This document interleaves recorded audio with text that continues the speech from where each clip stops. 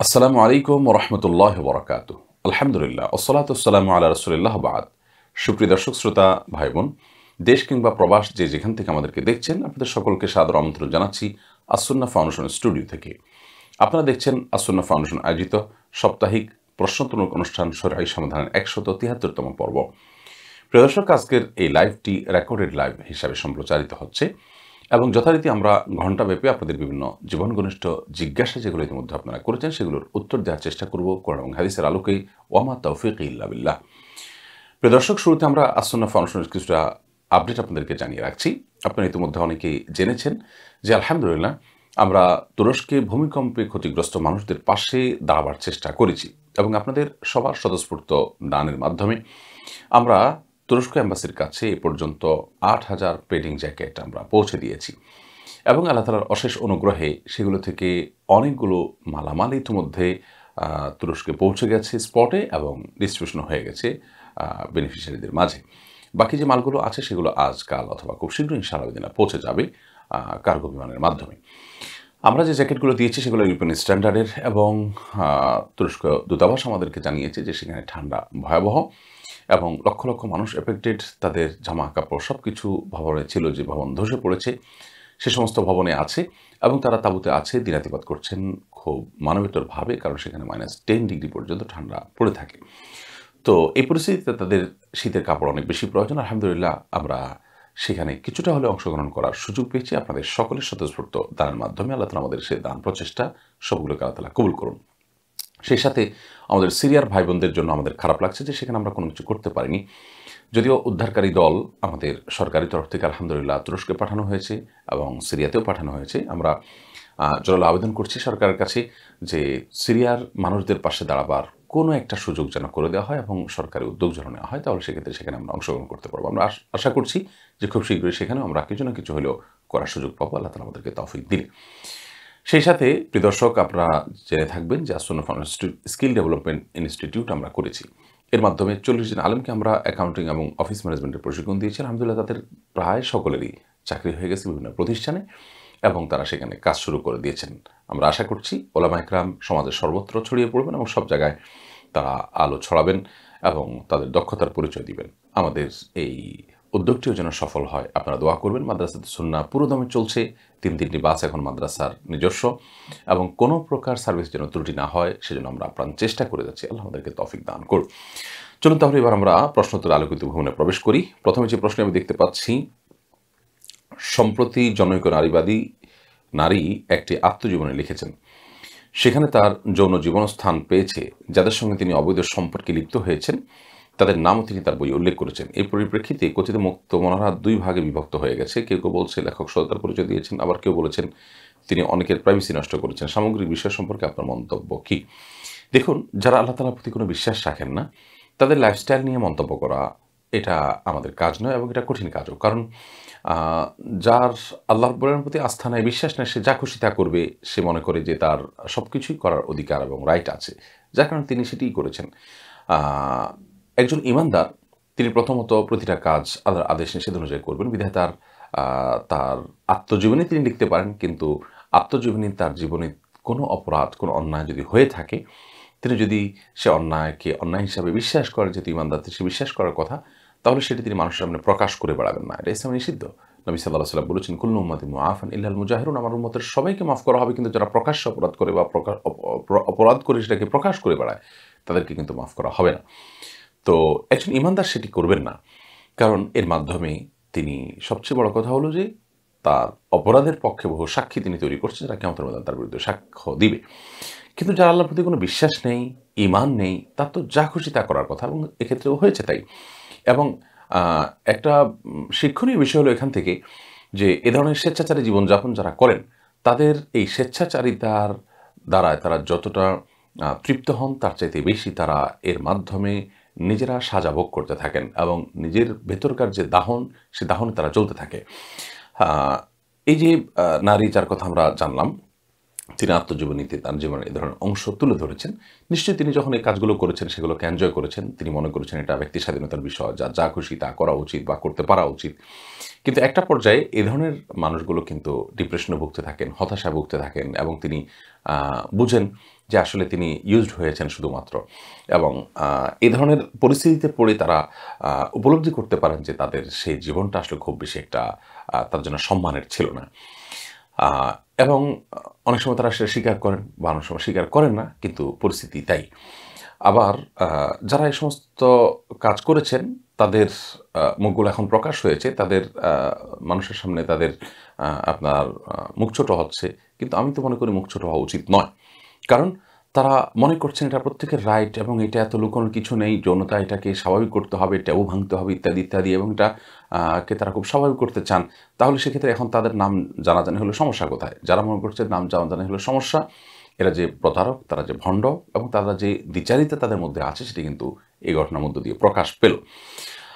আমরা তাদেরকে আহ্বান করব, আসুন আল্লাহ তাআলার আদেশ এবং নিষেধের পথে, এছাড়া পৃথিবীর অন্য কোনো পন্থা, অন্য কোনো পদ্ধতি, অন্য কোনো মেথডে, অন্য কোনো লাইফস্টাইলে শান্তি নেই। শান্তির প্রতারণা, শান্তির মরীচিকা সেখানে আছে। শান্তি শুধুমাত্র আল্লাহ তাআলার বিধিবিধান মানার মধ্যে আছে। আল্লাহ তাআলার কাছে আমাদের সকলকে ফিরে যেতে হবে। আসুন আমরা সেই পথে ফিরে আসি। এরপরের প্রশ্ন হলো, শবে মেরাজের নামাজ কিভাবে আদায় করব? কত রাকাত আদায় করব? দেখুন, শবে মেরাজ মানে হলো মেরাজের রাত, অর্থাৎ যে রাতে নবী করিম সাল্লাল্লাহু আলাইহি ওয়াসাল্লাম মেরাজ হয়েছিল। নবী সাল্লাল্লাহু আলাইহি ওয়াসাল্লামের জীবনে মেরাজ এবং ইসরার ঘটনা ঘটেছে, সেটি সত্য এবং মহাসত্য, কারণ হাদিসের আলোকে সুস্পষ্টভাবে এটি প্রমাণিত। তার এই মেরাজ যে রাতে হয়েছে, সেই রাতটাকে প্রতি বছর আ উদযাপন করা, এটাকে বলা হয় মেরাজ উদযাপন বা শবে মেরাজ বা মেরাজ বার্ষিকী। তো এরকম উদযাপনের কথাই কোনো হাদিসে নেই। বরং আরও ইন্টারেস্টিং বিষয় হলো, নবী সাল্লাল্লাহু আলাইহি ওয়াসাল্লাম মেরাজ ঠিক কোন তারিখে হয়েছে সেটি হাদিসে সংরক্ষিত নয়, কোরআনিত নয়।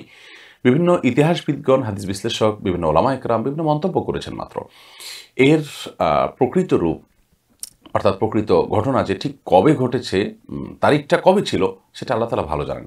রজব মাসের ২৭ তারিখে আমরা সাধারণত আমাদের দেশে মেরাজের রাত হিসাবে জানি।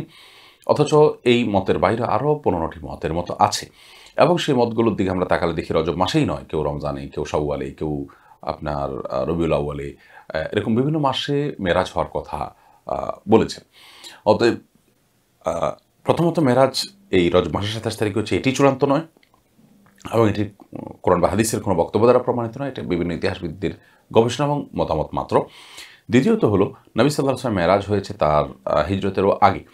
তারপর তিনি মদিনায় এসে ১০ বছর বেঁচে ছিলেন। এই পুরো সময় ধরেই প্রতি বছর একবার করে মেরাজের ওই রাতটি উদযাপন করেছেন কোনো আমলের মাধ্যমে, এরকম কোনো বর্ণনা পাওয়া যায় না। বিধায় শবে মেরাজের নামাজ, শবে মেরাজের বিশেষ আমল বলতে আসলে কিছুই নেই।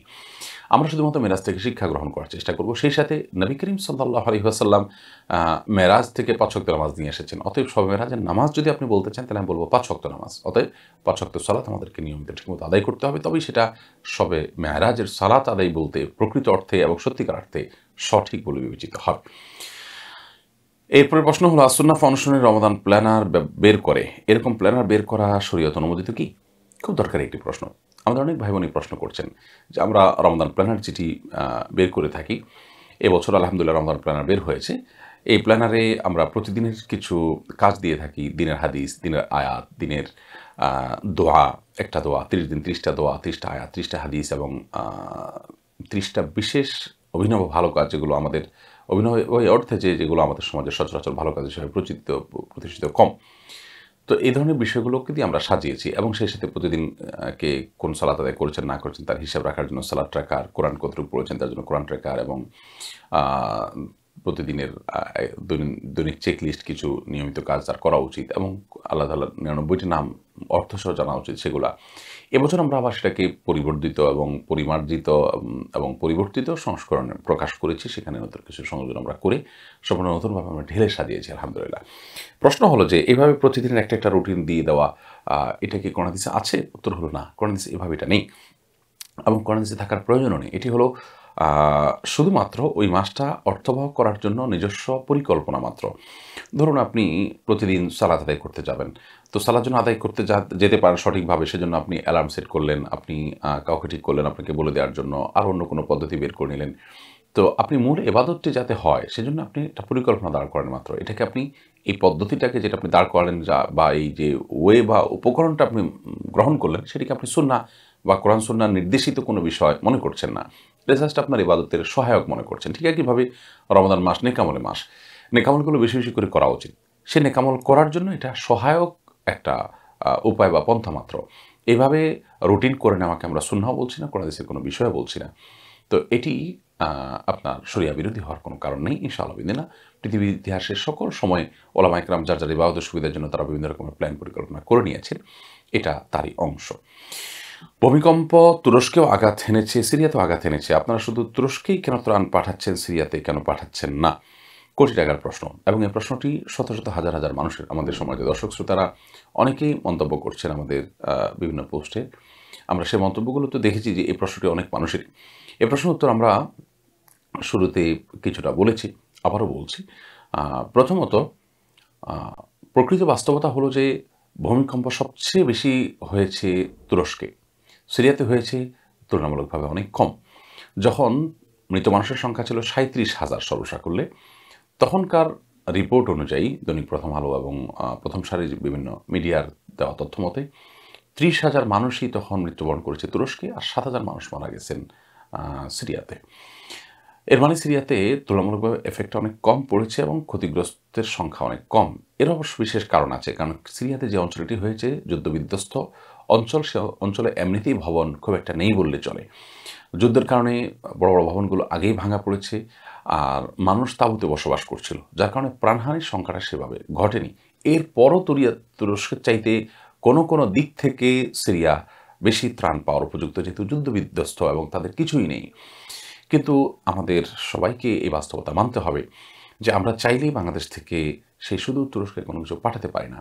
সেখানে আইএস আছে, বিভিন্ন গ্রুপ আছে, সেই গ্রুপগুলো কাজ করছে। তারা কার হাতে পড়বে এটি এবং কার দখলে যাবে সেটা একমাত্র আল্লাহ ভালো জানেন। এটা একটা চরের ডাকাত, বিভিন্ন ডাকাত দল থাকলে যেরকম হয় সেরকম একটা পরিস্থিতি সেখানে বিরাজ করছে। অতএব একেবারে এফেক্টেডদের কাছে পৌঁছানো, এটা সরকারিভাবে না হলে অথবা কোনো আন্তর্জাতিক সংস্থার মাধ্যম ছাড়া এটা আসলে সম্ভব নয়। অতএব এটার জন্য আমরা অপেক্ষা করছি যে আমাদের সরকারি ভাবে কোনোভাবে যদি ত্রাণ সংগ্রহ শুরু হয়ে যায়, সবার আগে ইনশাআল্লাহ আমরা সেখানে অংশগ্রহণ করার চেষ্টা করব। এবং আমরা ইতিমধ্যে আবেদনও করেছি এবং আমাদের বিশ্বাস এরকম কিছু একটা হবে, কারণ ইতিমধ্যে তুরস্কের পাশাপাশি সিরিয়াতেও আমাদের দেশ থেকে আলহামদুলিল্লাহ সরকারিভাবে উদ্ধার কর্মীরা গিয়েছেন। অতএব সেখানে ত্রাণের প্রয়োজনীয়তা তারা সেখানে দেখছেন। আশা করছি তারা জানাবেন এবং সে অনুযায়ী কোনো না কোনো ব্যবস্থা গ্রহণ করা হবে। ইতিমধ্যে আমরা সরকার বিভিন্ন মহলে যোগাযোগ শুরু করেছি যেন তারা এই জন্য উদ্যোগ গ্রহণ করেন। বিধায় এখানে আমাদের সীমাবদ্ধতা আছে। আবার এই জাতীয় বিষয়ে আমাদের প্রচুর হাইপ তৈরি হয়। আমি একটা সত্য আপনাদেরকে জানাতে চাই। আমরা যখন সিলেটে বন্যার কার্যক্রম করেছি গত বছর, এবং সেই বন্যার কার্যক্রমে আমাদের অনেক ভাইরা বলেছেন কুড়িগ্রামেও করেন, সেখানেও বন্যা হয়েছে, এবং এটা নিয়ে দৈনিক প্রথম আলো সহ বিভিন্ন জাতীয় দৈনিকে সংবাদ মাধ্যমে বেশ গুরুত্বের সাথে ঘটা করে নিউজ হয়েছে যে সেখানে কিছুটা হওয়া উচিত। সেখানকার অনেক লোকজন বড় আর্টিকেলও লিখেছেন। বাস্তবতা হলো যে সেখানে বন্যা হয়েছে যেটা, সেটা কোনো উল্লেখযোগ্য বন্যা ছিল না, অর্থাৎ ঘরবাড়ি ধ্বংস হওয়ার মতো কোনো বন্যা হয়নি সেখানে। গত বছরের কথা বলছি আমরা। আমাদের টিম যখন সেখানে গেল এবং সেখানে আমাদের স্থানীয় প্রতিনিধি যারা আছে তাদের মাধ্যমে যখন তদন্ত করতে শুরু করলাম, তারা বলছে না, এরকম সেরকম কিছুই হয়নি। তারপর আমরা ইনিশিয়াল সেখানে কিছু করেছি। তো এই ধরনের হাইপ অনেক সময় তৈরি হয়। আমরা আবেগ থেকে যে হ্যাঁ তারা একটু পিছিয়ে পড়েছে, এই জন্য বোধহয় সব অবহেলা করছি ইত্যাদি অনেক সময় বলি। প্রকৃত অবস্থা অনেক সময় আমাদের জানা থাকে না। তো এই বিষয়গুলো আমরা মাথায় রাখার চেষ্টা করি এবং সেই সাথে আমাদের সীমাবদ্ধতার কথাটাও আপনারা আশা করছি মাথায় রাখবেন। জাযাকুমুল্লাহ খাইর। এরপরে প্রশ্ন হলো মিরাজের তাৎপর্য ও শিক্ষা কী? দেখুন, মেরাজের তাৎপর্য হলো যে নবী করিম সাল্লাল্লাহু আলাইহি সাল্লাম যখন তার সবচেয়ে আপন তার চাচাকে হারিয়েছেন এবং তার সহধর্মিণী খাদিজা রাদিয়াল্লাহু তাআলা আনহা তার সবচেয়ে বড় সান্ত্বনার জায়গা, আশ্রয়ের জায়গা, সে ব্যক্তিকে হারিয়েছেন এবং তার জীবনে বড় বড় দুর্ঘটনা ঘটেছে এবং তিনি তায়েফ থেকে খুবই অপমানকর একটা অভিজ্ঞতা নিয়ে তিনি ফিরেছেন।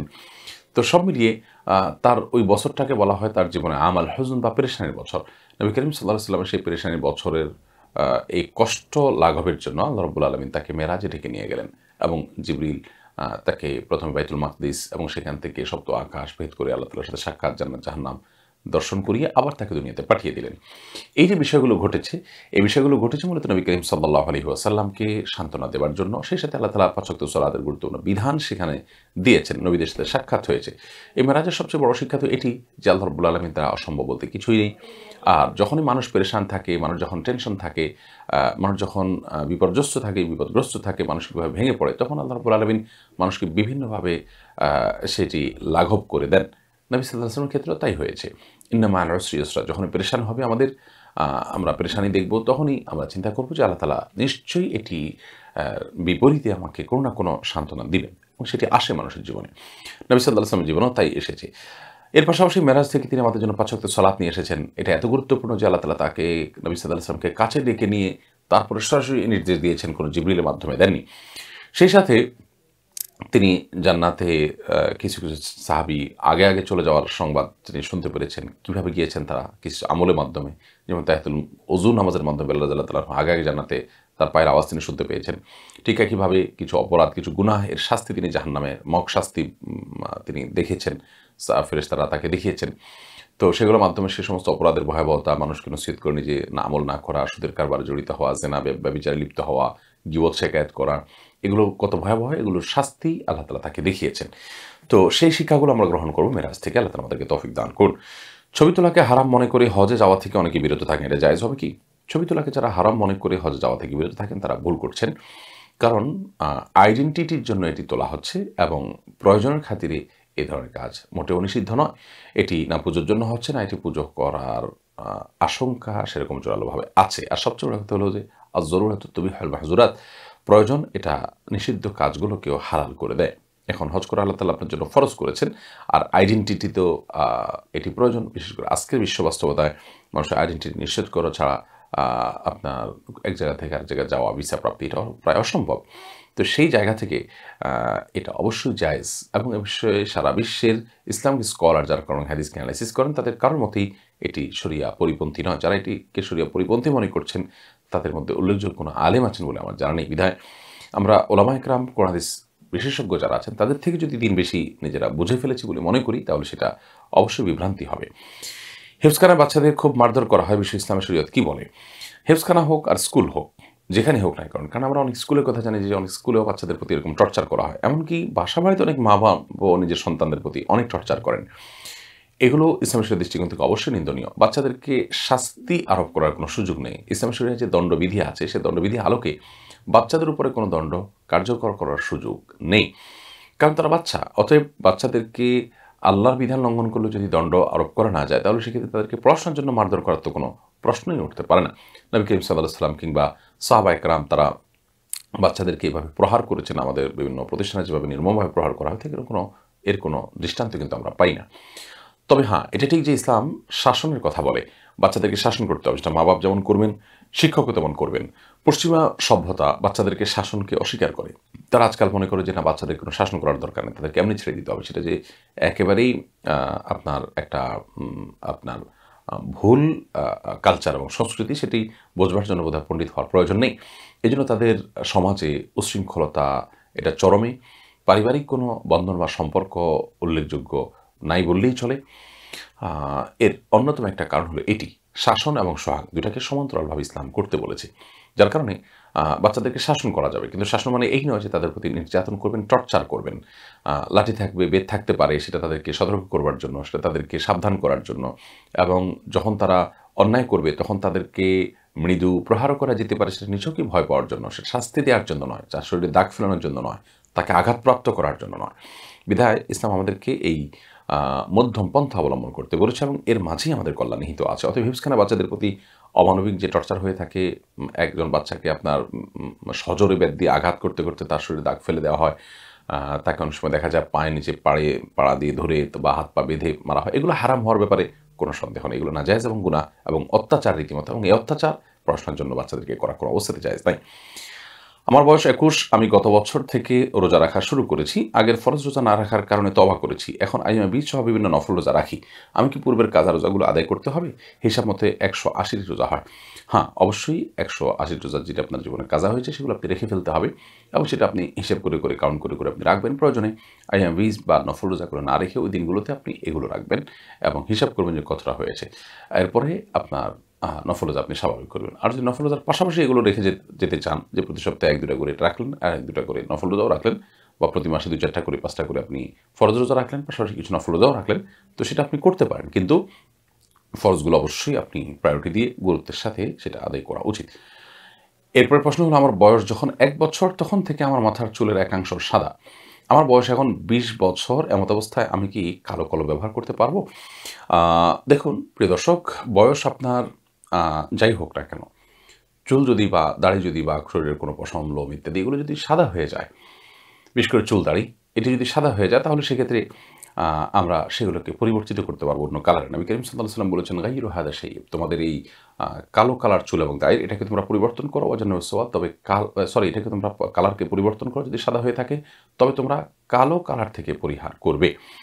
অতএব আপনি আপনার চুলের কালার পরিবর্তন করতে পারেন, কিন্তু অবশ্যই কালোকে পরিহার করবেন, কালো খেজাব আপনি ব্যবহার করবেন না।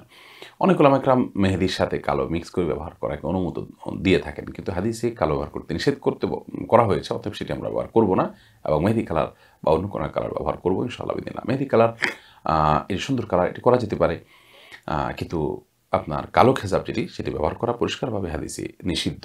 অতএব সেটা যে বয়সের জন্যই হোক। অনেক ওলামা একরাম বলে থাকেন যে যারা বয়স কম তারা যেহেতু অসুস্থতার কারণে সাদা হয়ে গেছে বিধায় তারা কালো করতে পারবে, কিন্তু হাদিসের নিষেধাজ্ঞাটা সাধারণ, যার কারণে সবচেয়ে সেফ এবং নিরাপদ মত হলো এটি যে যে কোনো বয়সী হোক না কেন আমরা চুল কলপ লাগিয়ে কালো করব না। আর নবী সাল্লাল্লাহু আলাইহি ওয়াসাল্লাম নিষেধাজ্ঞার মাঝে আমাদের জন্য কল্যাণ নিহিত আছে, সেটা আমাদের বোঝা আসুক অথবা না আসুক। পরিবারের অনেকে রেলওয়েতে চাকরি করার কারণে ট্রেনে যাতায়াতের সময় খুব কমই টিকিট কাটা হয়েছে। পরবর্তীতে বুঝতে পারি এটা জনগণের হক, তাই এখন টিকিট কেটে যাতায়াত করি। আমি তো অবাক করছি, আমাকে কি আগের টিকিটে ভাড়া পরিশোধ করতে হবে? হলে কীভাবে পরিশোধ করব? অবশ্যই আপনি আগের টিকিটের টাকা পরিশোধ করতে হবে, সেজন্য আপনি স্ট্যান্ডিং টিকিট কেটে রাখতে পারেন।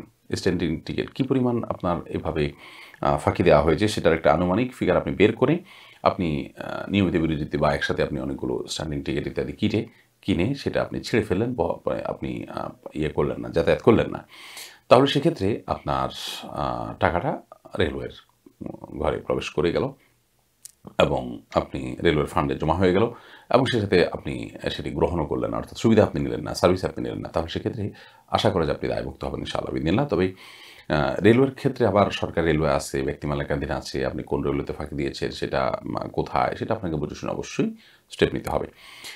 নামাজে লোকমা দেওয়ার পদ্ধতি কী?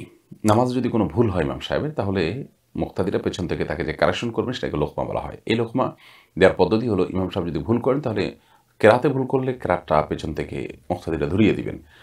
ধরুন একটি আয়াতে একটি আয়াত রেখে তিনি চলে গেছেন, তাহলে আয়াতটি বলে দিবেন পেছন থেকে মুক্তাদিরা, অথবা একটা আয়াতে তিনি বেঁধে গেছেন তাহলে সেটা আয়াতটা বলে দেওয়ার চেষ্টা করবেন পেছন থেকে মুক্তাদিরা। এটা হলো আয়াতের লোকমা। আর যদি রুকু সেজদাতে ত্রুটি করেন, ভুল করেন, সেজদা ২টা জায়গায় তিনি ৩টা দিলেন বা একটা দিয়ে বসে থাকলেন, কিংবা দ্বিতীয় রাকাতে না বসে তিনি দাঁড়িয়ে যাচ্ছেন, তো এরকম পরিস্থিতি যদি দেখা যায় তাহলে সেক্ষেত্রে ইমাম সাহেবকে লোকমা দেওয়ার বা তার কারেকশন করার পদ্ধতি হলো তাকে পেছন থেকে সুবহানাল্লাহ বলতে হবে। সুবহানাল্লাহ বললে ইনশাআল্লাহ দেশটি কারেকশন হিসেবে গণ্য হবে। আমাদের দেশে সাধারণত আল্লাহ আকবার বলে মানুষ লোকমা দেয়, আল্লাহ আকবার না, বরং দিতে হবে সুবহানাল্লাহ বলে লোকমা। সুবহানাল্লাহ বলতে হয় আশ্চর্যজনক কিছু দেখে, মানে আপনি ভুল করছেন, সুবহানাল্লাহ, আল্লাহ পবিত্র, মানে আল্লাহ তো ভুল হয় না, অতএব সুবহানাল্লাহ বলে আমরা লোকমা দেব। মুসলিমরা অন্য ধর্মের কারোর বাসায় খেতে পারবে কিনা? আপনি অন্য ধর্মের কারোর বাসায় খেতে পারবেন যদি খাবারটা হালাল হয়। তিনি আপনাকে কোনো হালাল খাবার পরিবেশন করছেন, সেটা আপনি খেতে কোনো অসুবিধা নেই। নবী করিম সাল্লাল্লাহু আলাইহি ওয়াসাল্লাম বিভিন্ন অমুসলিমের বাসায় কিন্তু দাওয়াত খেয়েছেন, যেমন একজন ইহুদি নারী নবী সাল্লাল্লাহু আলাইহি ওয়াসাল্লামকে দাওয়াত দিয়েছেন, তার বাসায় তিনি খেয়েছেন, আবার বিভিন্ন অমুসলিমকে তিনি খাইয়েছেনও। অতএব সেটি নাজায়েজ বা হারাম নয়, দেখতে হবে যে খাবারটা হালাল কিনা। হালাল যদি হয় তাহলে সেক্ষেত্রে আপনি খেতে কোনো অসুবিধা নেই। মা ফাতেমার নামে শাবান মাসে এক নিয়তে ৮ রাকাত নামাজ পড়ার নিয়ম চালু আছে, এটা কতটুকু শরীয়ত সম্মত? প্রথম কথা হলো যে মা ফাতেমা এই কথাটাই সঠিক নয়। নবী করিম সাল্লাল্লাহু আলাইহি ওয়াসাল্লামের কন্যা ফাতেমাকে আপনি নিশ্চয় বুঝিয়েছেন, সেক্ষেত্রে তাকে মা বলবেন কেন? নবী করিম সাল্লাল্লাহু আলাইহি ওয়াসাল্লামের স্ত্রীগণ হলো আমাদের মা, ওয়া আজওয়াজুহু উম্মাহাতুকুম, আল্লাহ কোরআনে বলেছেন নবীর স্ত্রীগণ তারা হলো তোমাদের মা। অতএব নবীর স্ত্রীগণ যদি মা হয় তাহলে নবীর কন্যাগণও কীভাবে মা হয়? তারা তো আমাদের বোন হবেন। তো যাই হোক, এভাবে মা ফাতেমা নয় বরং বোন ফাতেমা হতে পারে। যাই হোক, তো ফাতেমা রাদিয়াল্লাহু তাআলা আনহার নামে শাবান মাসে এক নিয়তে ৮ রাকাত নামাজ পড়ার নিয়মের প্রচলনের কথা যেটি আপনি বলেছেন সেটি কোরআন এবং হাদিসের কোথাও বর্ণিত হয়নি। অতএব এ ধরনের বিষয় যেগুলো কোরআন হাদিসে বর্ণিত হয়নি সেটাকে আমরা শাবান মাসে আমল মনে করে বা নির্দিষ্ট সময়ের আমল মনে করে আমরা করব না। করলে সেটির কারণে সওয়াবের পরিবর্তে বরং গুনাহ হতে পারে, কারণ বিদআতের ঠিকানা কিন্তু গুমরাহি এবং গুমরাহির ঠিকানা জাহান্নাম। মহল্লার মসজিদ রেখে নিয়মিত পার্শ্ববর্তী কোনো মসজিদে নামাজ পড়লে কি কোনো গুনাহ হবে? মহল্লার মসজিদ রেখে নিয়মিত অন্য মসজিদে আপনি কেন যাবেন? সে যাওয়া যদি এই জন্য হয় যে সেখানে গেলে আপনি মনে করেন সওয়াব বেশি হবে, তাহলে সেক্ষেত্রে অবশ্যই সেটি গুনাহের কারণ হবে, কারণ সেটি ভুল ধারণা। লা তুসাদ্দুর রিহালু ইল্লা ইলা সালাসি মাসাজিদ। ৩টি মসজিদ ছাড়া অন্য মসজিদে দূর থেকে বা অন্য কোথাও দূর থেকে সওয়াবের উদ্দেশ্যে সফর করে যাওয়া যাবে না। যদি এটা সফরের দূরত্ব নয়, কিন্তু তারপরও আপনি যদি মনে করেন যে সেখানে গেলে বেশি সওয়াব হবে, তো এটাতে কোনো প্রমাণ নেই। বিধায় সেটি ভুল ধারণা হবে এবং নাজায়েজ হবে। আর যদি মনে হয় যে না, আপনার মসজিদের ইমাম সাহেব তিনি কোনো শিরকে লিপ্ত, শিরকে আকবার লিপ্ত, তার পেছনে নামাজ হবে না, তিনি ইসলামের গণ্ডি থেকে রীতিমতো খারিজ, এরকম যদি হয় আল্লাহ না করুন, তাহলে সেক্ষেত্রে তো আপনি অবশ্যই পাশের মসজিদে যেতে পারেন, কোনো অসুবিধা নেই, এবং সেটা আপনার অকর্তব্য। আর যদি পাশের মসজিদের ইমাম সাহেবের কেরাটটা ভালো লাগে, আলোচনাটা ভালো লাগে, সেই জন্য আপনি যান, তাহলে সেক্ষেত্রে একটা যৌক্তিক কারণ আছে, সেটাও আপনি করতে পারেন। তবে আপনার মহল্লার যে মসজিদ আছে সেই মসজিদের হক বা সেই মসজিদের অধিকার, আপনি সেই মসজিদে সালাত আদায় করবেন। অতএব আপনি নিয়মিত না হোক, মাঝে মধ্যে হলেও বা প্রায় আপনি সেটি করার চেষ্টা করবেন। আল্লাহ তাআলা তৌফিক দান করুন। এরপরে প্রশ্ন হলো, নফল নামাজ চলাকালীন সময়ে পাশের কেউ যদি দোয়া, সূরা ইত্যাদি পাঠ করতে থাকে এবং তা শুনে শুনে নামাজ পড়া হয়, তাহলে কি সে নামাজ শুদ্ধ হবে? নামাজের মধ্যে নামাজি ব্যক্তির বাইরে কারোর যদি, এমনকি কেউ যদি কারেকশনও দেয় আপনাকে, সে বাইরের লোকের কারেকশন নিলে পর্যন্ত অনেক ইমামদের মতো নামাজ নষ্ট হয়ে যাবে। সেক্ষেত্রে আপনি সূরা বা এই দোয়া যেটাই পড়বেন, সেটা নামাজের বাইরের লোকের যে পাঠ সেটার অনুসরণ করবেন না। সেটা আপনার জন্য জায়েজ হবে না এই মত অনুসারে, এবং সেটি নামাজ ভঙ্গের কারণ হবে। যদিও অনেক উলামা ইকরামের মতে কোরআন কারীম দেখে দেখে নামাজ পড়াও জায়েজ আছে, যারা দেখতে পারে না তাদের জন্য। কিন্তু হানাফি মাযহাবের উলামা ইকরামের দৃষ্টিকোণ এটি, যেটি প্রথম বলেছি, এবং সেটি অধিকতর সতর্কতাপূর্ণ মত। বিধায় নামাজের মধ্যে নামাজের বাইরে কারোর তেলাওয়াত কিংবা দোয়ার অনুসরণ আমরা করব না। নিজে যতটুকু মুখস্থ আছে সেটা থেকে আমরা পড়ব ইনশাআল্লাহ তাআলা। যারা ব্ল্যাক ম্যাজিক করে কারো ব্যবসা বন্ধ করে রাখে কিংবা বিয়ে আটকে রাখে, তাদের শাস্তি বা পরিণাম কী হবে? ব্ল্যাক ম্যাজিক করে ব্যবসা বা জীবনে যাতে কোনো কাজ না হয় সেজন্য আপনার মানুষের ক্ষতি করে রাখা, কিংবা আপনার বিয়ে বন্ধ করে রাখা, যাতে বিয়ে আসলেই সেটা ভেঙে যায়, না হয়, এ ধরনের ঘটনা কিন্তু ঘটছে, এবং এটি আজকের নতুন নয়, এবং এটি সব যুগেই কম বেশি হতো। এই ব্ল্যাক ম্যাজিক বা কালো জাদু যেটাকে আমরা বলি, এই কালো জাদু এটির বাস্তবতা যে আছে, আমরা বিশ্বকাপ ফুটবলের সময়ও দেখেছি যে বিভিন্ন খেলোয়াড়দেরকে ব্ল্যাক ম্যাজিক করা হয় এবং বিভিন্ন আন্তর্জাতিক গণমাধ্যমে সেটা নিয়ে নিউজ করা হতো, এবং এ ধরনের বিষয় আসলে আরও অনেক ক্ষেত্রেই কিন্তু ঘটে। বিধায় এই ব্ল্যাক ম্যাজিক বা কালো জাদু সম্পর্কে আমাদের সচেতন, সতর্ক, সাবধান হতে হবে। আমরা বাসা বাড়িতে হারাম কোনো কিছু রাখবো না, ঢোকার সময় বিসমিল্লাহ পড়ে ঢুকবো, সকাল সন্ধ্যা দোয়াগুলো পড়বো, রাতের শোয়ার সময় আমলগুলো শুবো, এবং কোরআন কারীমের তেলাওয়াত বেশি করে অব্যাহত রাখবো। ইনশাআল্লাহ আল্লাহ তাআলা আমাদেরকে হেফাজত রাখবেন। আর ব্ল্যাক ম্যাজিক করে যারা এরকম মানুষের ক্ষতি করে, ব্যবসা বন্ধ করে রাখা বলুন, কারো বিয়ে আটকে রাখা বলুন, সেটি কাবিরা গুনাহ, মহাপাপ, এবং যে জাদুকর এটি করে সে রীতিমতো ইসলাম থেকে খারিজ হয়ে যায়, এবং এই ধরনের জাদুকরের শাস্তি হলো মৃত্যুদণ্ড ইসলামের দণ্ডবিধির আলোকে। তো এই ধরনের কাজ যারা করে, তারা যে ভয়াবহ কাবিরা গুনাহ করছেন সেটি বলার অপেক্ষা রাখে না। আমাদের দেশে অনেক মুসলমান তারা না জেনে বিভিন্ন জাদুকর, ব্ল্যাক ম্যাজিশিয়ানের কাছে যায়, এবং তাদের কাছে গিয়ে কোনো ব্যক্তির বিরুদ্ধে হয়তো কেউ তার সাথে শত্রুতা করছে, তখন তাকে ব্ল্যাক ম্যাজিক করে থাকে। এটি জায়েজ নাই। এটা করার, মানুষকে হত্যা করা প্রায় একই, কারণ এর মাধ্যমে মানুষ মৃত্যুর মুখে পর্যন্ত পতিত হয়। বিধায় মানুষ খুন করা বা ভাড়াটে খুনি দিয়ে আপনার খুন করার যে আয়োজন করা, সেটা যেমন, ঠিক এইভাবে মানুষের ক্ষতি করা একই রকম। বিধায় এ ধরনের ক্ষতিগ্রস্ত করা থেকে আমাদের বেঁচে থাকতে হবে, এবং একজন ঈমানদার তিনি কোন শত্রু তাকে যদি নিয়মতান্ত্রিকভাবে শাস্তির মুখোমুখি করতে পারেন আলহামদুলিল্লাহ, আর না হলে এভাবে তাকে পেছন থেকে আপনার মৃত্যুর মুখে পতিত করবেন, কিংবা তার ক্ষতি করে বেড়াবেন হিংসার কারণে বা শত্রুতার কারণে, সেটা কিন্তু জায়েজ নয়। এরপর প্রশ্ন হলো, আমি ৫ ওয়াক্ত নামাজ আদায় করি, আমার মাঝে সুন্নতি লেবাসও বিদ্যমান, কিন্তু সুদের সাথে পুরোপুরি জড়িত, আমার আমল কতটা কাজে আসবে? আল্লাহ তাআলা আপনার প্রতি রহম করুক এবং সুদ থেকে আপনাকে বেরিয়ে আসার তৌফিক দান করুন। আপনার সুদের সাথে জড়িত থাকার কারণে যে ভয়াবহ গুনাহ হচ্ছে, সেই তুলনায় আপনার আমল আর সুন্নতি লেবাস এগুলো আপনার খুব একটা কাজে আসবে বলে আমার মনে হয় না।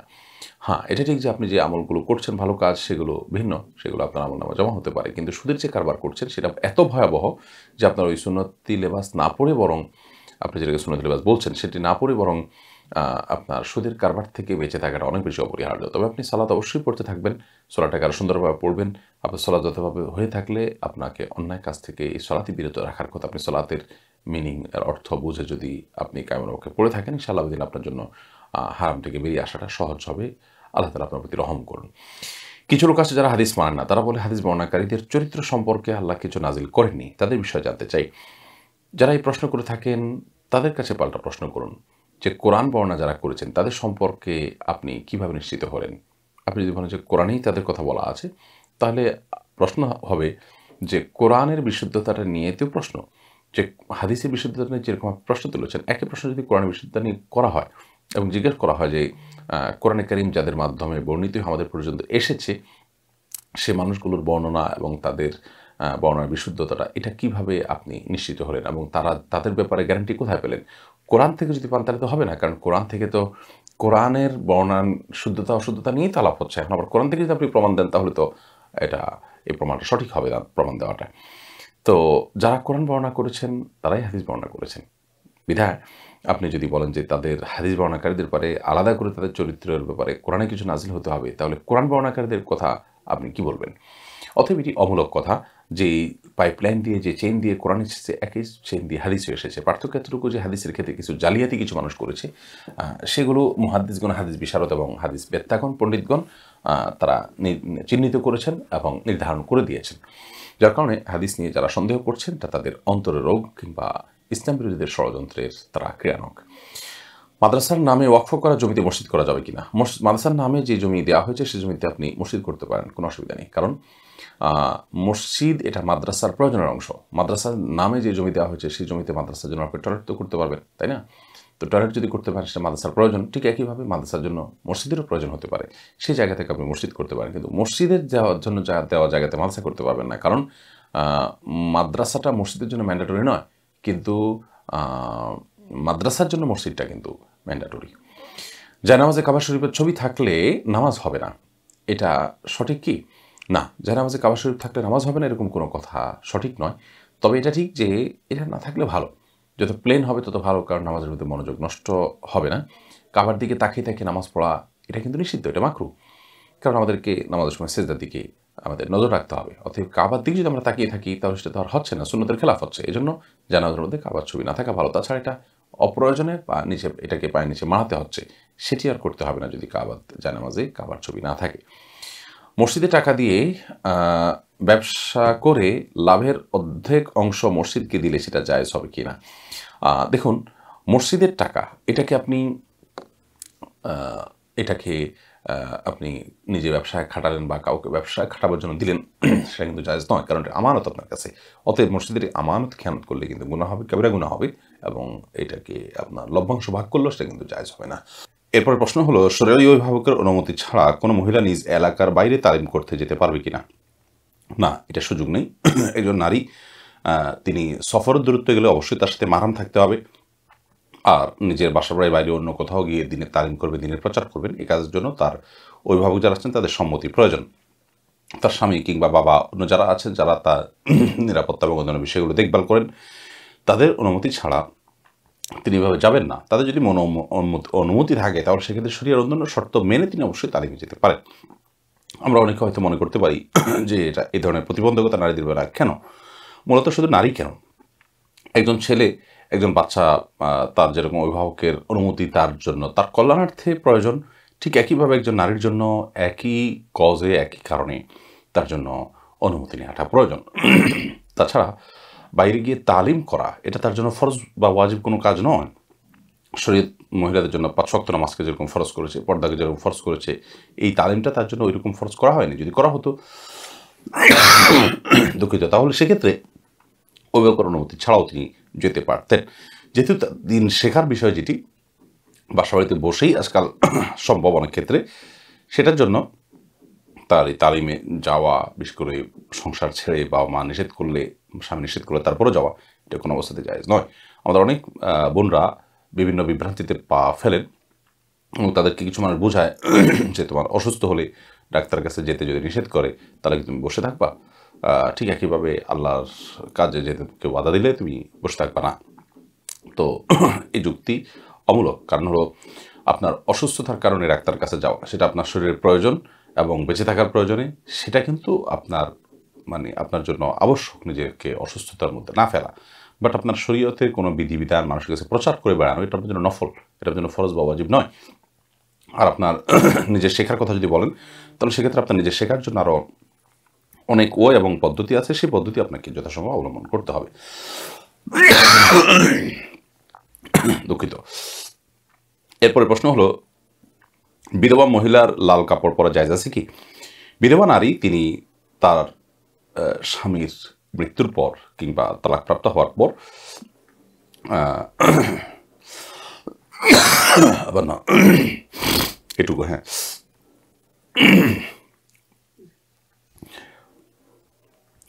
এরপরে প্রশ্ন হলো, বিধবা মহিলার জন্য লাল কাপড় পরা কি জায়েজ আছে? বিধবা মহিলা তিনি শোক পালনকালীন সময়ে সাজসজ্জা থেকে বিরত থাকবেন।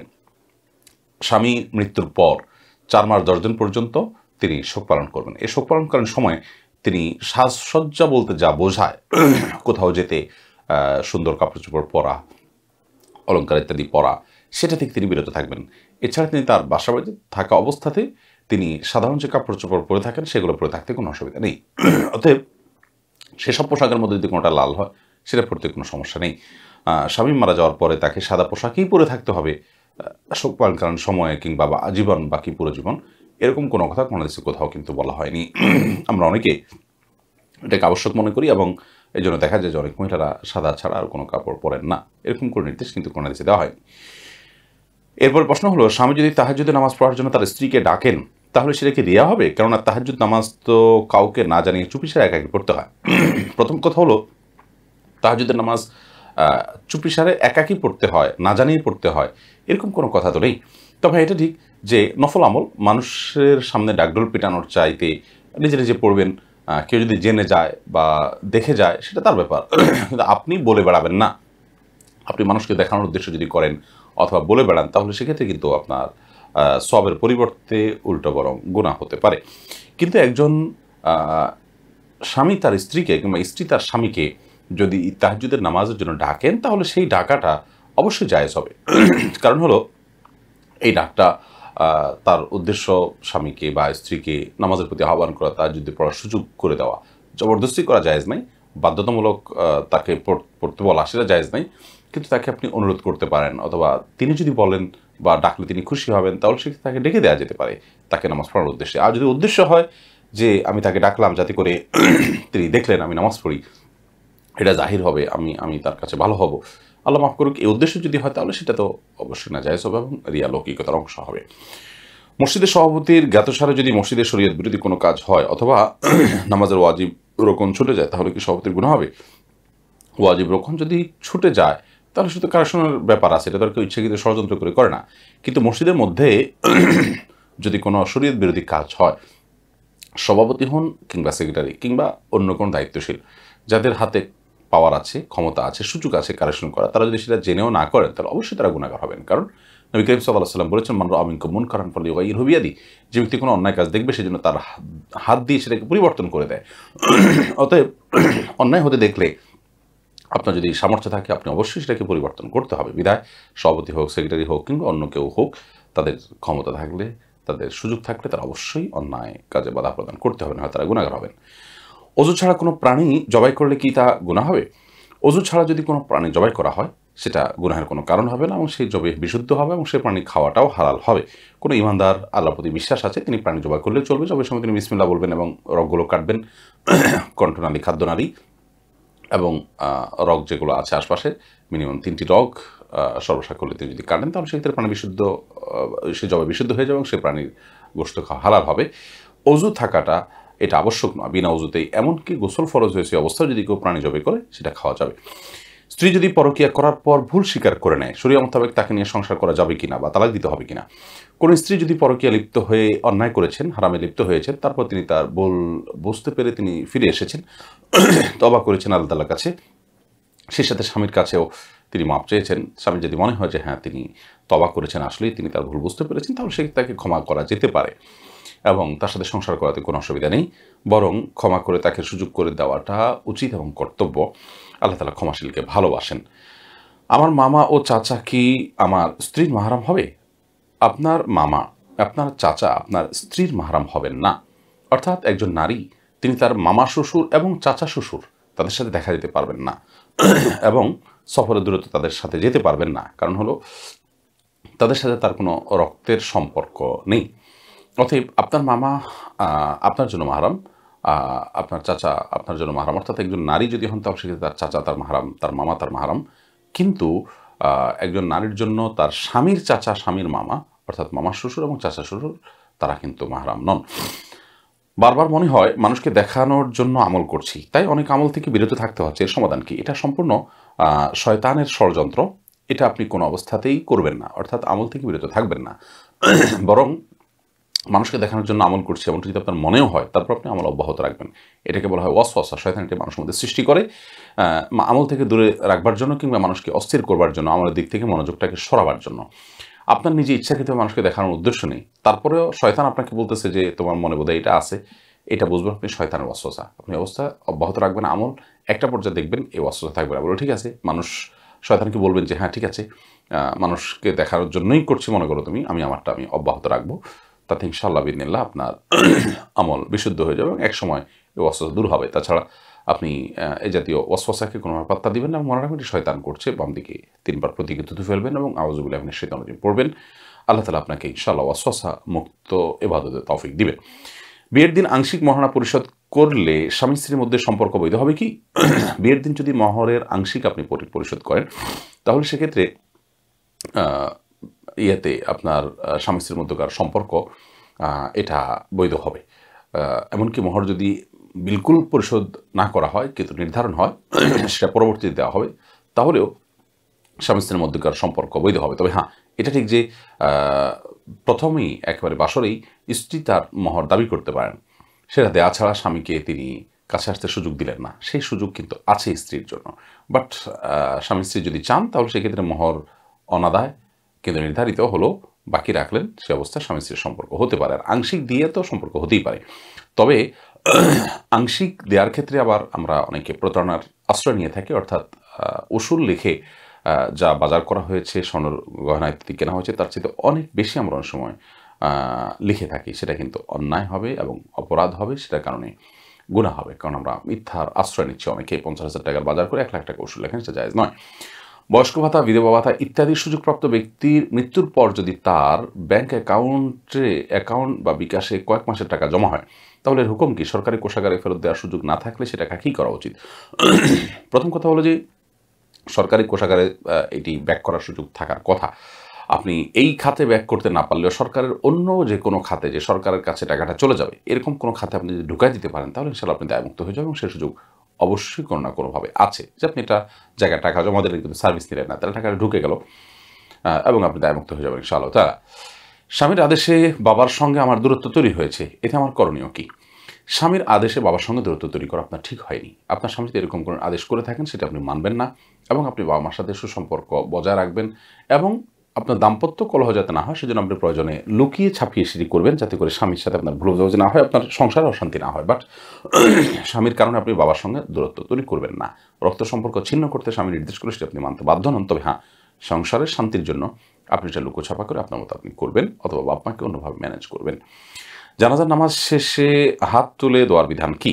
জানাজা নামাজ পুরোটাই হলো দোয়া। জানাজার সলাটা মূলত দোয়া। এটাতে মুর্দার জন্য দোয়া করা হয় নামাজের মধ্যে, এটাই। এই জন্য এটাতে উপস্থিত দেওয়া কিছু নেই, পুরোটাই দোয়া। অথবা নামাজের পরে, জানাজার নামাজের পরে আলাদা করে আর কোনো দোয়ার বিধান নেই। এবং জানাজা নামাজের পরে আলাদা করে দোয়া করা মুর্দার জন্য হাত তুলে, সেটি বিদআত, এটি কোরআন সুন্নাহ দ্বারা প্রমাণিত নয়। তবে লাশ দাফন করার পর কেবলামুখী হয়ে মৃত ব্যক্তির যে সোয়াল জবাব হবে সেজন্য সহজ হয়, যেন তিনি ঈমানের উপর অটল থাকতে পারেন, সেজন্য দোয়া করাটা নবী সাল্লাল্লাহু আলাইহি ওয়াসাল্লামের সুন্নাহ দ্বারা প্রমাণিত। সেটা যার যাটা তিনি করবেন। মাসবুক ব্যক্তি ভুল করে ইমামের সঙ্গে একপাশে সালাম ফিরিয়ে ফেললে কি সিজদা সাহু ওয়াজিব হবে? মাসবুক ব্যক্তি ভুল করে ইমামের সাথে যদি সালাম ফিরিয়ে ফেলেন, তাহলে সেক্ষেত্রে তার জন্য সিজদা সাহু ওয়াজিব হবে। ইমামের পরে তিনি যদি সালাম ফেরান, ধরুন ইমাম সালাম ফিরে ফেলেছেন, তারপরে তিনি সালাম ফিরে ফেলেছেন ভুলে, তাহলে সেক্ষেত্রে তার সিজদা সাহু দিলে সালাত আদায় হয়ে যায়। অর্থাৎ এরপরে তিনি 1 রাকাত বা 2 রাকাত যেটা ছোটো ছোটো আদায় করবেন, শেষে সিজদা সাহু দিয়ে নেবেন, তার সালাত হয়ে যাবে ইনশাআল্লাহ তাআলা। মসজিদের মাইকে মৃত্যুর ঘোষণা, বিশেষত কোনো মহিলাদের মৃত্যুর ঘোষণা দেওয়ার বিধান কি? মসজিদের মাইকে শুধুমাত্র মৃত্যুর ঘোষণা নয়, বরং মৃত ব্যক্তির জানাজা হবে সে ঘোষণা দেওয়া হলো, সেটা জায়েজ হতে পারে। কারণ যারা মসজিদের টাকা দেন বা মসজিদে মাইক দেন, আজকাল সচরাচর সেই মাইকের মাধ্যমে আজান যেন হবে, পাশাপাশি আপনার সচরাচর মানুষ মারা গেলে তার জানাজা নামাজের টাইম ইত্যাদি ঘোষণা, স্থান ইত্যাদি ঘোষণা হয়ে থাকে। একটা ভালো কাজে ভারতের ব্যাপারে মানুষকে জানানো হয়, সেটি জায়েজ আছে, এটা আযানের বিকল্প নয়, এটা জাস্ট জানাজানি করা। সাহাবীদের কারো মৃত্যুর পর তাদের লাশ দাফন হওয়ার পর নবী সাল্লাল্লাহু আলাইহি ওয়াসাল্লাম রাতের মধ্যে জরুরি হয়েছে, নবী সাল্লাল্লাহু আলাইহি ওয়াসাল্লাম বলছেন আমাকে কেন জানাওনি? তাহলে বোঝা গেল যে জানাজানি করা এটা জায়েজ নয়। তবে হ্যাঁ, যেটাকে বলা হয় মাতম, আপনার সেটা ইসলামে নিষিদ্ধ। মানুষের মৃত্যুর পর মাতম করা, মাইক ভাড়া করে, লোক ঠিক করে, আপনার চিৎকার চেঁচামেচি করে মাতম করা, সেটা জানা জায়েজ, কিন্তু এটা সেটা নয়। এটা জায়েজ হবে ইনশাআল্লাহ। এমনকি কোনো মহিলারও মৃত্যুর সংবাদ যদি হয়, সেটিরও একই বিধান হবে। মহিলা হলে তার মৃত্যুর সংবাদ দেওয়া যাবে না, এমন কোনো কথা নেই। কেউ কোরআন মুখস্থ করে ভুলে গেলে এর শাস্তি কি হবে? সে ব্যক্তি কি জাহান্নামে যাবে? কোরআন হাদিসের আলোকে জানাবেন আশা করি। কোরআন মুখস্থ করে যদি ভুলে যান, তাহলে শাস্তি ভয়াবহ, এবং এটি রীতিমতো এটি আপনার নবী করিম সাল্লাল্লাহু আলাইহি ওয়াসাল্লাম যে সমস্ত গুনাহের শাস্তি আল্লাহ তাআলাকে দেখিয়েছেন, সেই শাস্তিগুলোর মধ্যে থেকে একটি, এরকম একটা মানে বড় ব্যাপার।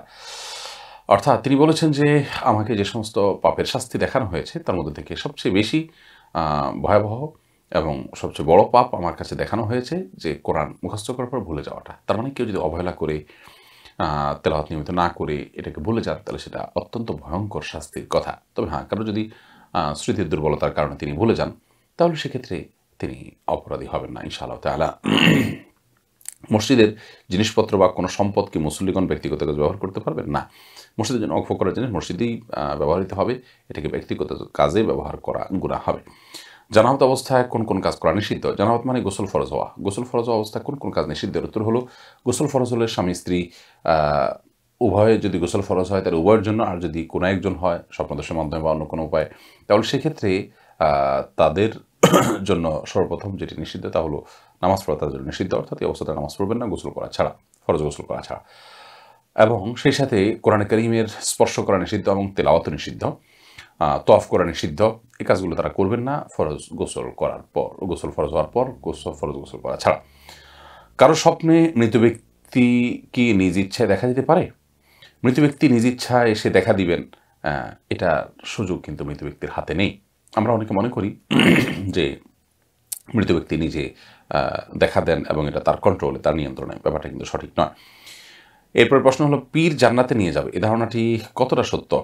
পীরের খালি আসনে আগরবাতি জ্বালানো এবং এর সামনে সেজদা দেওয়ার বিধান কি? পীর জান্নাতে নিয়ে যাবে, এ ধারণা সম্পূর্ণ অমূলক। জান্নাতে দেওয়ার একমাত্র মালিক আল্লাহ রাব্বুল আলামিন। কোনো নবীও মানুষকে জান্নাতে নিজে নিয়ে যাবেন সরাসরি, ব্যাপারটা এমন নয়, বরং আল্লাহ তাআলার প্রিয় বান্দারা আল্লাহর অনুমতির সাপেক্ষে সুপারিশ করতে পারবেন, এটি কোরআন হাদিস দ্বারা প্রমাণিত। অতএব পীর জান্নাতে নিয়ে যাবে এই ধারণা সম্পূর্ণ ভুল ধারণা। কিয়ামতের ময়দানে প্রত্যেকে এরমসি করতে থাকবে, অতএব কোনো পীরের এই ক্ষমতা থাকবে না যে তিনি কাউকে জান্নাতে নিয়ে যাবেন। তার নিজের জান্নাতে যাওয়াটাই তার হাতে নয়। তাছাড়া পীরের খালি আসনে আগরবাতি জ্বালানো এবং সেখানে সিজদা দেওয়া পরিপূর্ণভাবে শিরক হবে, কারণ সিজদা হবে শুধুমাত্র আল্লাহর জন্য, আসনকে সিজদা করা যাবে না। এবং ওই খালি জায়গায় আগরবাতি জ্বালিয়ে রাখানো, এগুলো হিন্দুয়ানি বিশ্বাস। মুসলমান কোনো মানুষের মৃত্যুর পর তার জন্য দোয়া করবে এবং তার তরফ থেকে সাদাকা করবে, এর বাইরে তার আসনে আগরবাতি ইত্যাদি জ্বালানো এগুলো কুসংস্কারাচ্ছন্ন কাজ। কারো জানাজায় নবীজি গায়েবভাবে উপস্থিত হয়েছেন এমন দাবি করা কি সঠিক? না, এরকম কোনো দাবি করার সুযোগ নেই, কারণ নবী করিম সাল্লাল্লাহু আলাইহি ওয়াসাল্লাম দুনিয়া থেকে তিনি চলে গেছেন।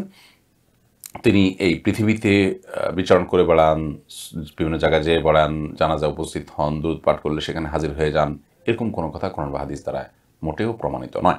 এগুলো ভিত্তিহীন এবং অমূলক কথা। মসজিদের জন্য জায়গা কেনার পর একই মালিকের পাশের অংশের সাথে পূর্বেরটির এওয়াজ বদল কি জায়েজ আছে? মসজিদের জন্য যদি আপনি জায়গা কেনেন বা কেউ যদি জায়গা দান করেন মসজিদের জন্য এবং সেটা মসজিদের জন্য ওয়াকফ হয়ে থাকে, তাহলে সেক্ষেত্রে এটাকে আর পরিবর্তন করাও যাবে না, মসজিদের জায়গা পরিবর্তন করা যায় না। তবে হ্যাঁ, মসজিদের জন্য আপনি জায়গা কিনেছেন, মসজিদের কল্যাণার্থে কিছুটা করবেন, সেই জায়গা রাস্তার মধ্যে চলে যাচ্ছে বিধায় আপনি পাশে জায়গা পরিবর্তন করে নিচ্ছেন, সেটা জায়েজ হতে পারে, কারণ এটা ভিন্ন বিষয়। শ্রেষ্ঠ মুসলিম কে? একজন ব্যক্তি কিভাবে ভালো মুসলিম হতে পারেন? শ্রেষ্ঠ মুসলিম সে যে নিজের আচার আচরণ সব কিছু দিয়ে মানুষের উপকার করে, মানুষের কল্যাণ সাধন করে এবং ভালো মানুষ হওয়ার চেষ্টা করে। নবী করিম সাল্লাল্লাহু আলাইহি ওয়াসাল্লামের অনেকগুলো হাদিস আমরা পাই, যে হাদিসগুলোতে তিনি খায়রুকুম খিয়ারুকুম আহসানুকুম এই জাতীয় শব্দ ব্যবহার করেছেন, অর্থাৎ তোমাদের মধ্যে সবচেয়ে উত্তম, সবচেয়ে শ্রেষ্ঠ, সবচেয়ে ভালো মানুষ। এই কথা বলে তিনি যাদের কথা বলেছেন তার খোলাসা কথা আমরা অল্পতেই বলে দিয়েছি, অর্থাৎ যারা তাদের আচারণে কাজকর্মে সার্বিকভাবে অন্য মানুষের কল্যাণকামী হয়, অন্য মানুষের হক আদায় করে, সবার সাথে ভালো আচরণ করে, সে মানুষগুলোই মূলত শ্রেষ্ঠ মুসলিম হতে পারে। যেমন নবী সাল্লাল্লাহু আলাইহি ওয়াসাল্লাম বলেছেন, আহসানুকুম কাদা, তোমাদের মধ্যে সবচেয়ে ভালো মানুষ যে ঋণ পরিশোধে ভালো মানুষের পরিচয় দেয়। খায়রুকুম লিসাহিবিহি, তোমাদের সবচেয়ে ভালো মানুষ সে যে তার সঙ্গীর সাথে ভালো। তিনি বলেছেন খায়রুকুম লিআহলি, তোমাদের মধ্যে সবচেয়ে ভালো মানুষ সেই যে তার পরিবারের কাছে ভালো। অর্থাৎ শারীরিকভাবে একজন মানুষ যখন মানুষের জন্য উপকারী হয়, আচরণগতভাবে সার্বিকভাবে ভালো মানুষ হন, তখন তিনি আল্লাহ তাআলার কাছে শ্রেষ্ঠ মুসলিম হতে পারেন। বানানো ভাই বোন বা বানানো মা বাবার ব্যাপারে ইসলামের বিধান কি? বানানো ভাই বোন বা বানানো মা বাবা বলতে কিছু নেই। মা বাবা এটা বানানোর কিছু নেই। যারা জন্ম দিয়েছেন, গর্ভধারণ করেছেন, তারাই বাবা মা। তাদের বাইরে আর কেউ বাবা মা হওয়ার সুযোগ নেই।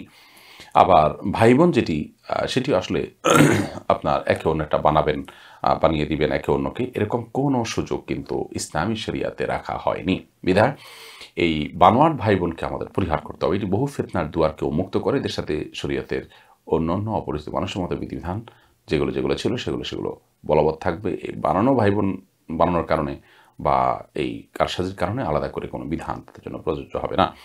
ব্যক্তিগত দ্বন্দ্বে কিংবা সাধারণ কোনো কারণে অল্প জায়গায় কয়েকটি মসজিদ বানানো শরীয়তের দৃষ্টিতে কেমন? এটা খুবই গর্হিত কাজ এবং নাজায়েজ কথা। আপনার ব্যক্তিগত দ্বন্দ্বের কারণে মসজিদ বানানো, এটা কখনো সওয়াবের কারণ নয়, এর মাধ্যমে মানুষ সওয়াব পাবে না এবং এটা গুনাহ হবে। বিশেষ করে একটা মসজিদের পাশেই প্রয়োজন নাই, কিন্তু দ্বন্দ্বের কারণে আপনি আরেকটা মসজিদ নির্মাণ করলেন, এটা গুনাহ হবে।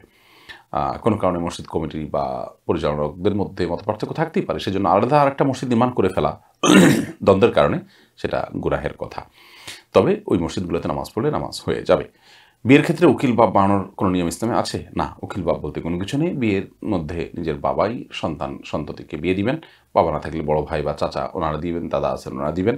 কিন্তু উকিল বাপ বলতে আলাদা কোনো বাপ নেই। এটা আমাদের সমাজে প্রচলিত রেওয়াজ মাত্র। বিয়েতে কোনো উকিল বাপের কোনো প্রয়োজন নেই।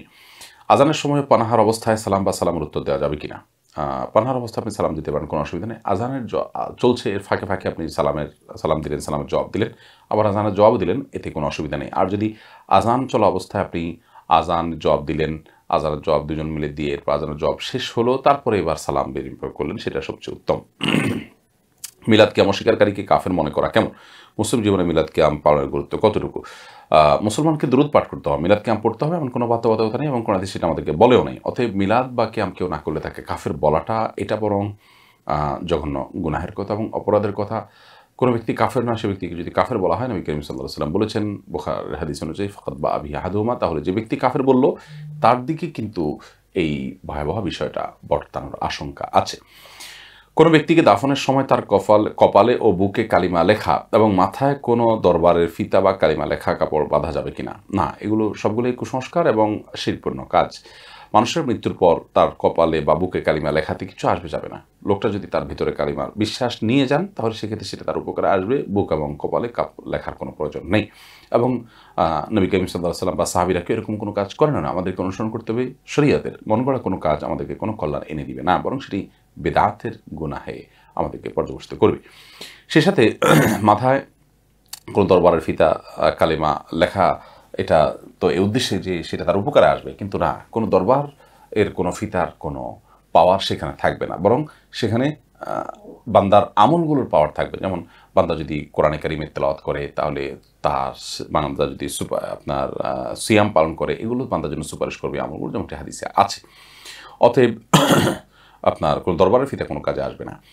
মৃত বাবা মা যারা নামাজ আদায় করতেন না, তাদের কবরের আযাব মুক্তির জন্য সন্তানের করণীয় কি? আল্লাহ মাফ করুন, বাবা মা যদি জীবদ্দশা নামাজ আদায় না করে থাকেন, তাহলে সেক্ষেত্রে আল্লাহর কাছে সন্তান দোয়া করবে, মাপ চাইবে, চোখের পানি ফেলবে এবং তাদের হয়ে দান সাদাকা করবে, নফল এবাদবন্দি করবে, নফল নামাজ পড়ে তাদের জন্য সওয়াব পাঠাবে এবং দোয়া করবে আল্লাহর কাছে। আশা করে আল্লাহ তাআলা রহম করবেন। জেনার শাস্তির বিধান কায়েম করবেন কে? সমাজ নেতা নাকি সরকার? এটা করবে হলো খলিফা, মুসলিম শাসক। এটা সমাজের যে কেউ কার্যকর করতে যাবে না। যদি এটা করতে চায়, তাহলে সেক্ষেত্রে বহুবিধ ফিতনা সমাজে কিন্তু শুরু হবে। অবিবাহিত হুজুরদেরকে ইমাম খতিব হিসাবে নেওয়া কি শরীয়তের দৃষ্টিতে অপছন্দনীয়? না, ইমাম খতিব হিসাবে বিবাহিত হতে হবে বা অবিবাহিত হলে সেটা অনুচিত, অনুত্তম, এরকম কোনো কথা কোরআন হাদিসে বলা হয়নি। দেখতে হবে যে যিনি ইমাম বা খতিব হিসাবে নিয়োগ প্রাপ্ত হচ্ছেন, তিনি ইমাম বা খতিব হিসাবে উপযুক্ত ব্যক্তি কিনা, কোরআন হাদিসের নলেজ আছে কিনা, মুত্তাকি পরহেজগার কিনা, আমলদার কিনা, সেটা দেখতে হবে। দাওয়াতি মেজাজ তার মধ্যে আছে কিনা, সেগুলো দেখতে হবে। এর বাইরে বিবাহিত কিংবা অবিবাহিত হওয়া না হওয়ার সাথে ইমাম বা খতিবের নিয়োগের যথার্থতার কোনো সম্পর্ক কিন্তু নেই। তবে এটা ঠিক যে ম্যাচিউর ইমাম বেশিরভাগ ক্ষেত্রে অভিজ্ঞতা দ্বারা প্রমাণিত যে তারা তুলনামূলকভাবে কিছু ফিতনা থেকে মুক্ত থাকেন। অতএব ম্যাচিউরিটিটা দেখতে হবে এবং বিশেষ করে যদি তারা অনাবাসিক থাকেন মসজিদে, তাহলে সেক্ষেত্রে আপনার তাদের এমনকি আপনার বিবাহিতও যদি হন আর অনাবাসিক থাকেন, তাহলে স্ত্রী তার সাথে রাখার মতো ব্যবস্থা মসজিদ কর্তৃপক্ষের করে দেওয়া উচিত। এটা বহু ফিতনার দুয়ারকে বন্ধ করে।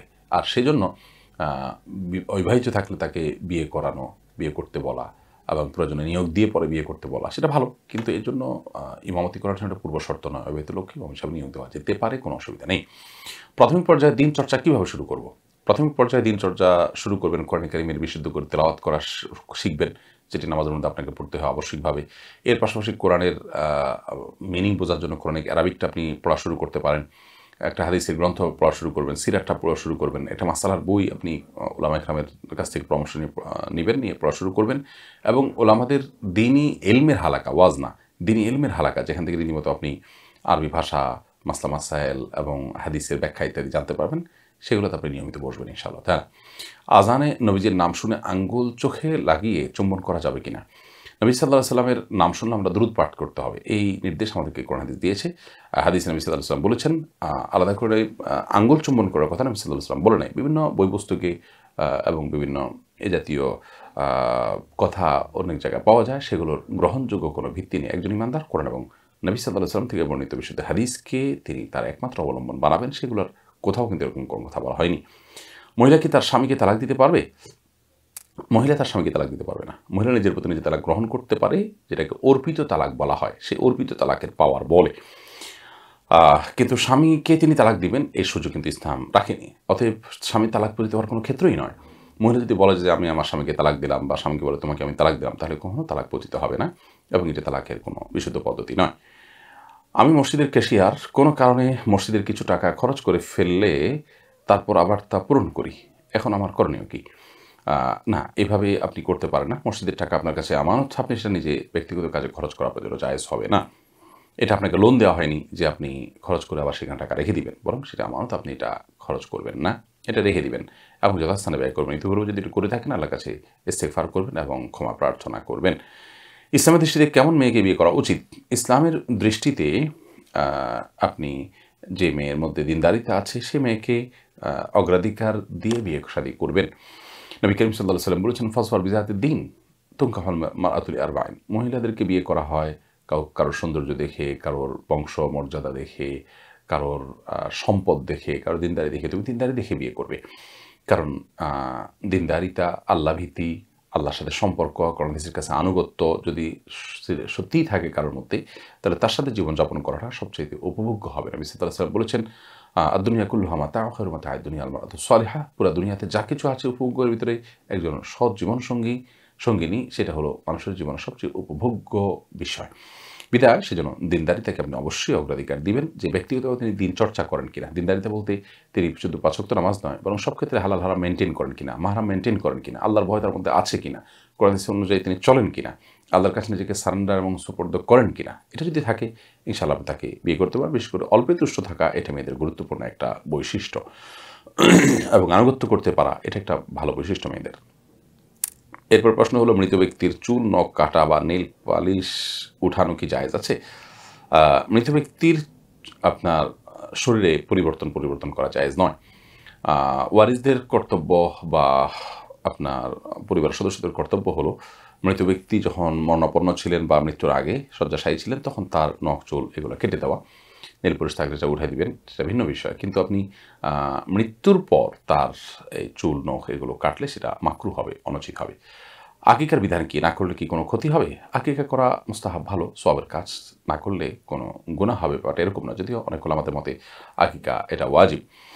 তো যাই হোক, আকিকা না করলে যে গুনাহ হয়ে যাবে ব্যাপারটি সেরকম নয়, তবে সাধ্য অনুযায়ী এটি করা উচিত। নবী করিম সাল্লাল্লাহু আলাইহি ওয়াসাল্লাম উৎসাহ দিয়েছেন, এটি সন্তানের নিরাপত্তাও নিশ্চিত করে, বিভিন্ন বর্ণনা থেকে সেটি বোঝা যায়।